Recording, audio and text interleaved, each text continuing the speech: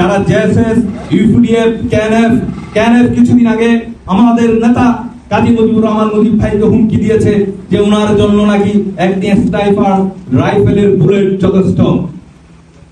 আমরা তাদেরকে বলে দিতে চাই, এই কাজী মুজিবের গায়ে যদি একটা আঁচড় পড়ে তাহলে কি অবস্থা হবে আপনারা সেটি একবার চিন্তা করে দেখুন। আর কাজী মুজিব ভাইকে যদি গুলি করে হত্যা করা হয়, আওয়াজ কি বন্ধ হয়ে যাবে? আওয়াজ আরো দ্বিগুণ ভাবে উঠবে। আমরা তাদেরকে হুঁশিয়ার করে দিতে চাই, এই ধরনের হুমকি ধামকি দিয়ে আমাদেরকে আন্দোলন থেকে দূরে রাখতে পারবেন না।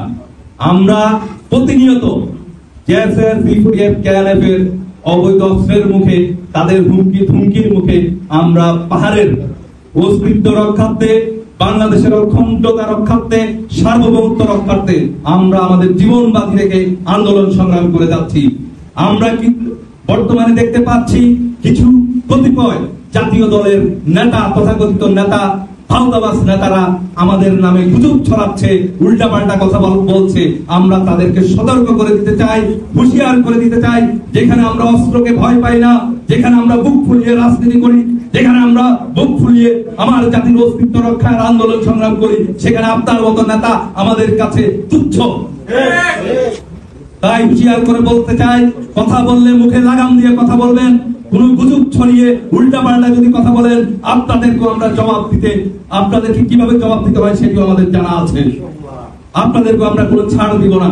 তাই সাবধান করে দিচ্ছি, কোন ধরনের আমাদের নামে যদি গুজব ছড়ানো হয়, উল্টাপাল্টা কথা বলা হয়, আমরা যে কাজের সাথে জড়িত নয় সেই উল্টাপাল্টা কথা বলে আমাদেরকে যদি আপনারা হেয় করতে চান, আপনাদেরকেও জনগণ, শান্তিকামী জনগণ কিন্তু আপনাদেরকে মাঠে ঘাটে, রাজপথে, সকল জায়গায় আপনাদেরকে হেয় করবে।